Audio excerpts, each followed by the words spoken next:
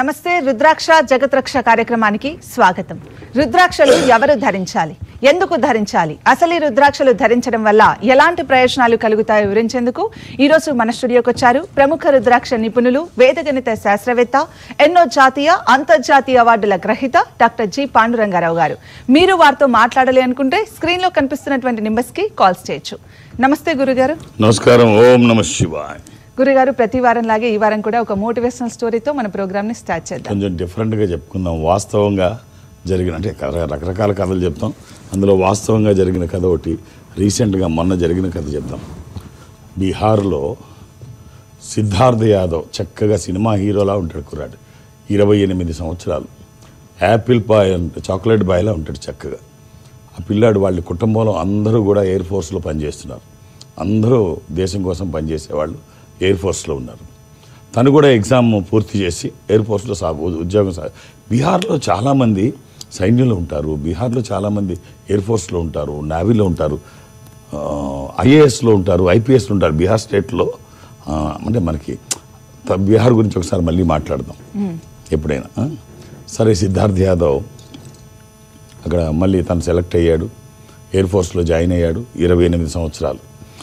మొన్న రీసెంట్గా 31వ తారీఖున, మార్చి 31వ తారీఖున అతనికి ఎంగేజ్మెంట్ ఫిక్స్ అయింది. ఎంగేజ్మెంట్ ఫిక్స్ అయితే ఇక పెళ్ళికి అన్ని ఏర్పాట్లు చేసుకోవాలి. ఏప్రిల్ 2వ తారీఖు ఈ జాగ్వార్ ఫ్లైట్ ఒకటి తీసుకొని, యుద్ధ విమానం తీసుకొని అది నడుపుతున్నాడు. అనుకోకుండా దానికి ప్రమాదం ఏర్పడింది. అనుకోకుండా ప్రమాదం ఏర్పడితే దాన్ని ముందు పక్కకు తప్పించాలి. తనతో ఉన్న కో పైలట్ మనోజ్ ఉన్నాడు. ఈ మనోజ్ని పారాచూట్ తీసుకొని నువ్వు కింద దిగిపోమన్నాడు. నువ్వు కింద దిగిపోమందంటే మరి నీ సంగతి అంటాడు. నా సంగతి నువ్వు ముందు దిగిపో, నేను వస్తాను, నువ్వు ముందు దిగిపో, నేను వస్తాను. అతనికి పారాచూట్ అందించి మనోజ్ కిందకి దిగిపోవడానికి సహాయపడ్డాడు. మనోజ్ కిందకి దిగిపోయాడు పారాచూట్లో. తర్వాత చూస్తే ఇది రాంగ్ క్రాస్ అవుతుంది. కింద చూస్తే నగరం, అక్కడ కనుక రాంగ్ క్రాస్ అయితే వందలాది మంది చనిపోతారు. చూశాడు సిద్ధార్థ్ యాదవ్. ఇక్కడ చేస్తే చాలామంది చనిపోతారు, అమాయకులు బలైపోతారు అని చెప్పి తను దూకకుండా, విమానంలోంచి దూకకుండా ముందు జనాన్ని కాపాడాలని చెప్పి తను ఏమైపోయినా పర్వాలేదు, అవకాశం ఉంటే తప్పించుకుంటాడు, లేకపోతే బలైపోతాడు, కానీ ముందు జనాన్ని మాత్రం తప్పించాలి. వందలాది మంది బలైపోకుండా దాన్ని నిర్మానుష్యమైనటువంటి వైపు డ్రైవ్ చేశాడు. వేగంగా డ్రైవ్ చేశాడు. ఆ వేగంలో పక్కకైతే తప్పించగలిగాడు, కానీ తను దిగడానికి సమయం అయితే సరిపోలేదు. అది క్రాస్ అయ్యి తను ప్రాణాలు కోల్పోయాడు, అక్కడ చనిపోయాడు. ఈ కథ ఇప్పుడు అతను రేపు నవంబర్ 2వ తారీఖు పెళ్ళి, మొన్న ఏప్రిల్ 2వ తారీఖు ఈ ప్రమాదం. ఈ కథ ఎందుకు చెప్పుకున్నామంటే దేశం కోసం, మనల్ని కాపాడడం కోసం సైనికులు నిరంతరాయంగా బార్డర్లో ఉండడం, ఇలాంటి విమానాలు నడిపి, యుద్ధ విమానాలలో నడిపి దేశానికి అండగా ఉండేటువంటి వాళ్ళు ఎంతోమంది మన దేశంలో దేశం కోసం పాటుపడుతూ ఉంటే దురదృష్టం. మనం కామెంట్స్ చూస్తుంటే పాకిస్తాన్ నినాదించే వాళ్ళు చాలామంది ఉన్నారు. ఎందుకు పట్టుకోలేకపోయారు, ఎందుకు చేయలేకపోయారు, ఈ కామెంట్స్ చాలా దురదృష్టం. పాకిస్తాన్ జిందాబాద్ అని. అసలు ఈ దేశం ఎప్పటికి బాగుపడుతుంది మనం ఇవన్నీ చూస్తుంటే. ఇప్పుడు వందే భారత్ రైలు ఒక్కసారి ఎక్కితే జపాన్ ట్రైన్లు తీసుకొచ్చి మనం యూట్యూబ్లో చూసుకుని ఉంటాం. వందే భారత్ ఎక్స్ప్రెస్ వెళ్తుంటే దాన్ని అద్దాలు పగలు కొట్టేవాళ్ళు, సీట్లు కోసేవాళ్ళు, ఎక్కడ పడితే అక్కడ ఇదేంటి జరదా కిల్లీలు అవి పెట్టి ఊసేవాళ్ళు. ఎంత దారుణం అంటే అవి లోపల ఆ ట్రైన్లోవి ఏసీ కంపార్ట్మెంట్లో టవల్స్ ఎత్తుకెళ్ళిపోయేవాళ్ళు, నాప్కిన్స్ తీసుకుపోయేవాళ్ళు. మొన్న కుంభమేళాకి స్పెషల్ ట్రైన్లు వేస్తే సీట్లు లేకపోతే మొత్తం అద్దాలు పగలగొట్టారు. సో ఎదరవాళ్ళని గొప్పగా చెప్పడం కాదు, మన గురించి కూడా ఆలోచిస్తే మనం కూడా బాగుంటాం. మన కోసం పాటుపడే, ఎంతో మన కోసం ప్రాణాలు అర్పించే వాళ్ళు ఉన్నారు. వాళ్ళని గేలి చేయకుండా, అవహేళన చేసినట్టు ఉండకుండా గౌరవిద్దాం, రెస్పెక్ట్ చేద్దాం, దేశాన్ని గౌరవిద్దాం, మనల్ని గౌరవించుకున్నట్టే ఉంటుంది. సో దేశం మీద కష్టం వస్తే అందరూ ఒకటే నినేదిద్దాం, దేశాన్ని కాపాడుకుందాం, ప్రాణాలని కాపాడుకుందాం. రైట్. ఓకే గురుగారు, మీతో మాట్లాడడానికి కాలర్ రెడీగా ఉన్నారు. హలో హలో గురుగారు ఉన్నారు, మాట్లాడండి. అలాగేనండి. అమ్మా, ఓం నమః శివాయ. ఓం నమః శివాయ గురుగారు. ఏమిటమ్మా? అబ్బాయి గురించి కనుక్కోవాలండి. డేట్ ఆఫ్ బర్త్ ఇస్తారా? ఇస్తానండి. ఇవ్వండి. రెండో నెల 2వ నెల 6వ తేదీ 6వ తేదీ 2001 సంవత్సరంలో.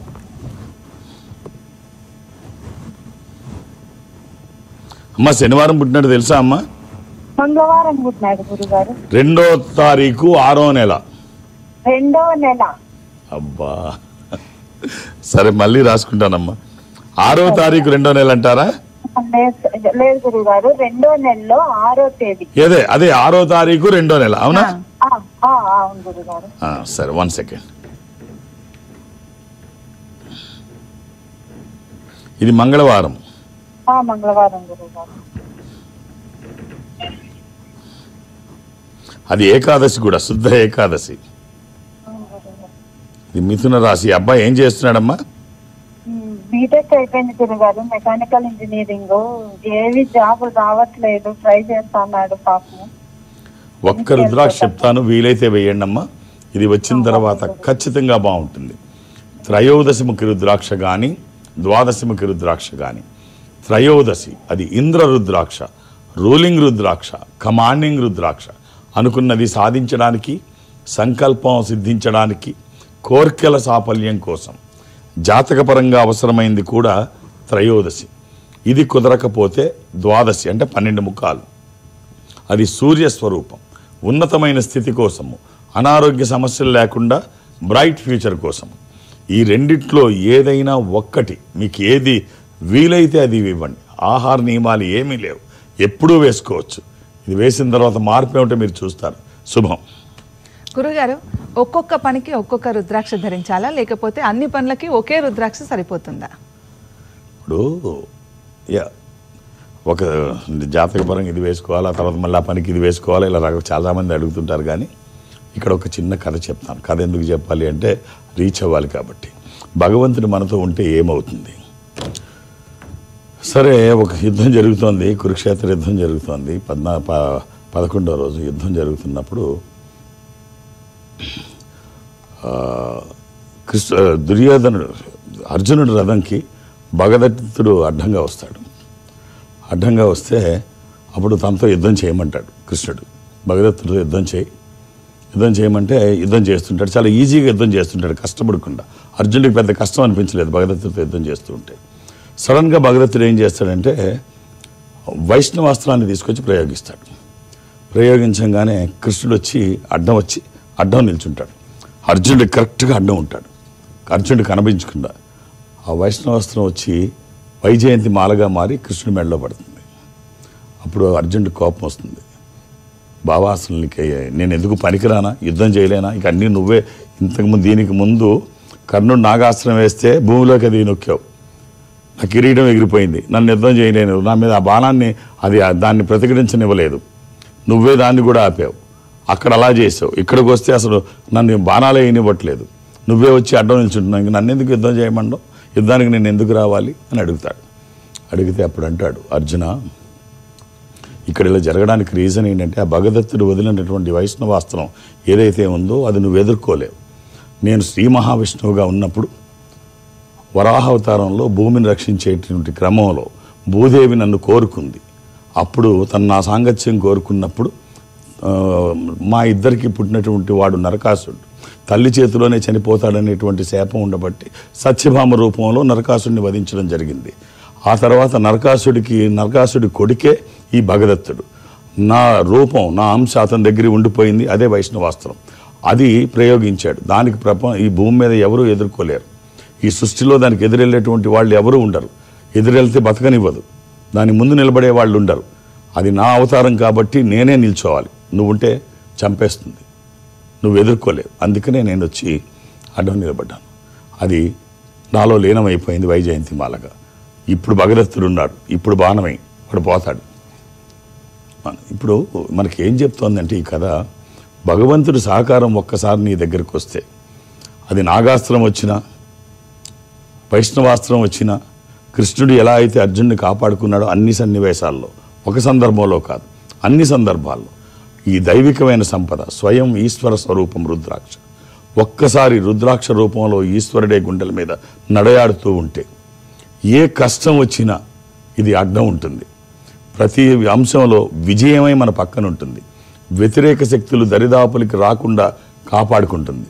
ఒక దైవికమైన సంపద ఒక్కసారి వేసుకుంటే అది ఎప్పుడూ మనల్ని కాపాడుతూ ఉంటుంది. మీకు సంబంధించిన ఒక్క రుద్రాక్ష వేసుకునే అవకాశం ఉంటే వేసుకోండి. ఓకే గురుగారు, నెక్స్ట్ కలర్ అది మనం దానికి యాడ్ చేసుకుంటే వెళ్ళొచ్చు, తప్పేం లేదు, మార్చక్కర్లేదు. కానీ అది బాగుంది అనుకున్నప్పుడు మీ ఇష్టం వచ్చిన యాడ్ చేసుకోండి దాన్ని. ఓకే ఓకే గురుగారు, నెక్స్ట్ కలర్ రెడీగా ఉన్నారు. హలో హలో గురుగారు ఉన్నారు, మాట్లాడండి. హలో హలో, నమస్కారం గురుగారు. ఓం నమ శివ. ఎలా ఉన్నారండి? సార్ బాగున్నాం సార్. చెప్పండి. బాబుకండి. ఏమండి? బాబు అండి, మా అబ్బాయి అండి. డేట్ ఆఫ్ బర్త్ ఇస్తారా? 8/11/2011 అండి. నవంబర్ 8. అవును సార్. 2011? అవును సార్. పిల్లలకి జాతక పరిశీలన ఎందుకులేండి సార్, చదువుల కోసం, ఆరోగ్యం కోసం. ఒక అష్టముఖి రుద్రాక్ష, ఇది గణపతి స్వరూపము. విఘ్నాలు లేకుండా ముందుకు వెళ్ళడానికి, నిర్విఘ్నంగా అన్ని పనులు చేసుకోవడానికి, కెరీర్ కోసము, ఎడ్యుకేషన్ కోసము. ఇది వాక్కుకి సంబంధించి, నాలెడ్జ్కి సంబంధించి. ఇప్పుడు 9th క్లాస్ అండి అబ్బాయి? అవును సార్. ఈ అష్టముఖి రుద్రాక్ష అన్ని బాగుంటాయి. శుభం. అయ్యా ఏమిటి? ఈ సంవత్సరం 9వ క్లాస్కి వచ్చాడు సార్. అదే 9, ఇప్పుడు 9th వచ్చాం. ఈ రుద్రాక్ష వేయండి, చాలా బాగుంటుంది. చదువులకు మామూలు రుద్రాక్ష, బట్ ఇది వచ్చిన తర్వాత ఎన్ని మార్పులు వస్తాయో మీరు చూస్తారు. ఎప్పుడు వేసుకోవచ్చు, ఎలాంటి నియమాలు లేవు. శుభం. ఓకే గురుగారు, మీ పర్యటనల గురించి చెప్తారా ఒకసారి? నేను ఒక ఆధ్యాత్మిక సంస్థలో ఉన్నాను. ఈ సంస్థ ప్రపంచవ్యాప్తంగా ఉంటుంది. జనరల్గా ఎక్కడికి వెళ్ళడానికి నాకు అవకాశం ఉండదు, కానీ ప్రతి గురువారం బ్రాంచ్లకు వెళ్ళాలనే ఒక నిర్ణయం, ఈ సంస్థ బ్రాంచ్లకు కార్యాలయాలకు వెళదాం అనుకున్నాం. సరే, ఒక్కొక్క వారం ఒక్కొక్క ప్లేస్కి. ఈ వారం నేను రాజమండ్రి వెళుతున్నాను. మొన్న విజయవాడ, దానికి ముందు విశాఖపట్నం వెళ్ళాను, అంతకుముందు బెంగళూరు వెళ్ళాను, ఇప్పుడు రాజమండ్రి. ఈ వారం తర్వాత మళ్ళీ తిరుపతి వెళ్ళొచ్చు. ఇప్పుడైతే రాజమండ్రి, రేపు గురువారం నాడు, గురువారం రాజమండ్రిలో ఉంటాను. మధ్యాహ్నం వరకే ఉంటాను. మీరు 2-3 పేర్లు అక్కడ నమోదు చేయించకండి, నాకు కష్టం అవుతుంది. మీరు ఇబ్బంది పడతారు, నేను ఇబ్బంది పడాలి. ఒక్కొక్క పేరే నమోదు చేయించండి. వేరు మొబైల్లోంచి, వేరు సెల్ ఫోన్లోంచి, వేరు వ్యక్తుల ద్వారా ఒకే ఇంట్లోంచి 2-3 చేస్తున్నారు. అలా అయితే చాలా కష్టమైపోద్ది. నేను 1 గంట వరకే అక్కడ ఉంటాను. మీరు అర్థం చేసుకొని సహకరించండి. 2-3 పేర్లు నమోదు చేయించకండి. అలాగే హైదరాబాద్లో నన్ను కలవడానికి నేను ఎవరికి అపాయింట్మెంట్ ఇవ్వను, ఏ రికమెండేషను తీసుకోను. నన్ను కలవడానికి ఇవేమీ అవసరం లేదు. నేను ఉన్నప్పుడు వస్తే చూసేస్తాను, అంతే. నేను ప్రతిరోజు ఒక గురువారం తప్ప శని ఆదివారాలతో కలిపి అన్ని రోజులు హైదరాబాద్కే పరిమితం. సో నన్ను కలవడానికి ఇవేమీ అవసరం లేదు. అలాగే దూర ప్రాంతాల నుంచి కూడా ఇక్కడ వరకు రావాల్సిన అవసరం లేదు నన్ను కలవడానికి. ఈ సంస్థ ప్రపంచవ్యాప్తంగా ఉంటుంది. నేను సౌత్ ఇండియా అటెండ్ అవుతాను, దక్షిణ భారతదేశం.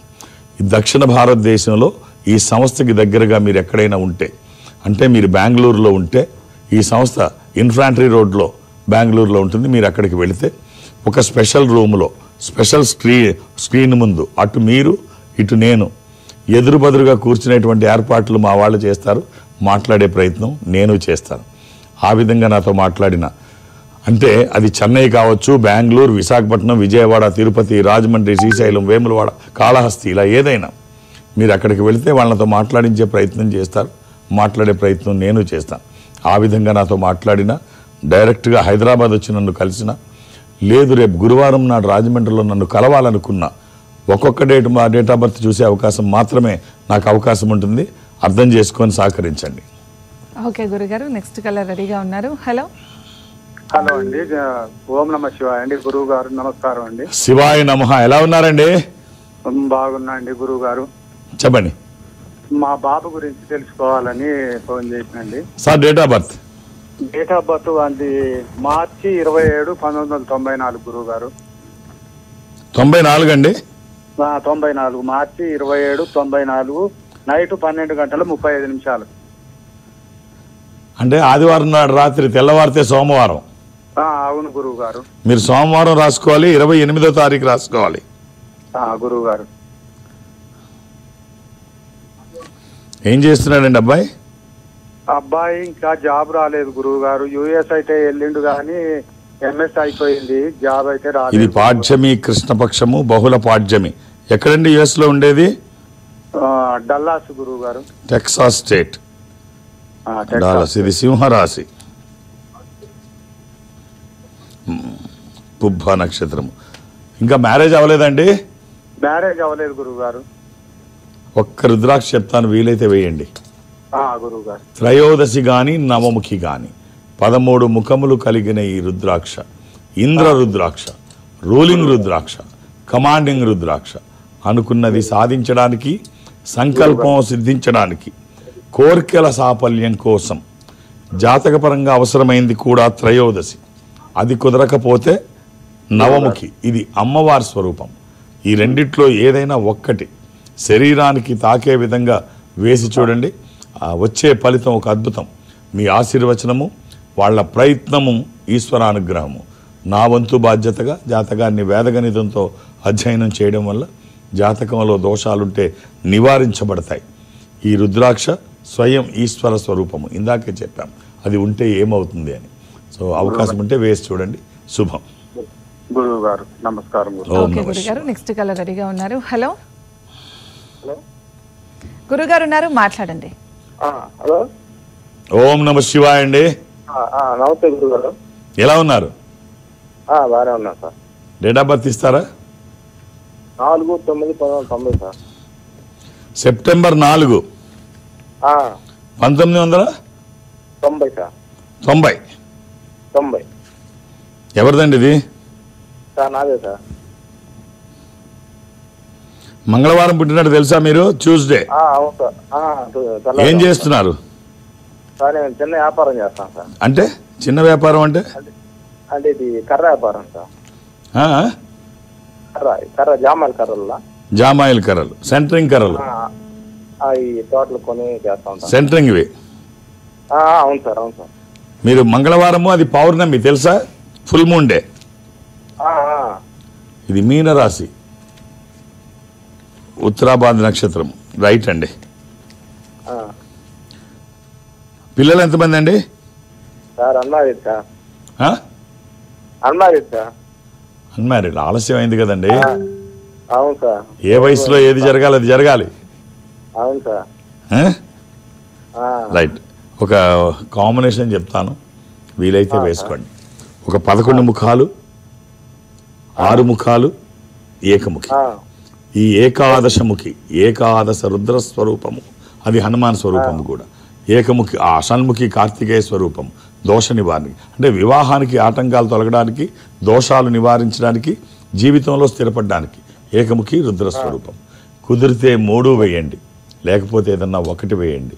ఇవి వచ్చిన తర్వాత బాగుంటుందని ఎవ్వరు సర్టిఫికెట్ అవసరం లేదు. అవి సరైనవి, సరైన పద్ధతిలో వేసుకుంటే, అంటే రుద్రాక్షల్లో 100కి 99 నకిలీయే ఉంటాయి. ఒక్కటైనా మంచిది వేయగలిగితే ఆ ఫలితం ఒక అద్భుతం. ఆల్ ది బెస్ట్ అండి. గురుగారు, మీ రుద్ర ఫౌండేషన్ గురించి చెప్తారా? ఇప్పుడు చేసేవాడు, మనలాగా చేసేవాడు చాలా మంది ఉన్నారు, మనం మాటమాటికి చెప్పుకోకర్లేదు. కానీ ఇప్పుడు నేను చాలా మంది లేరు గురుగారు. లేదు లేదు లేదు లేదు లేదు ఇప్పుడు రీసెంట్గా నేను ఒక చిన్న సంఘటన చూశాను.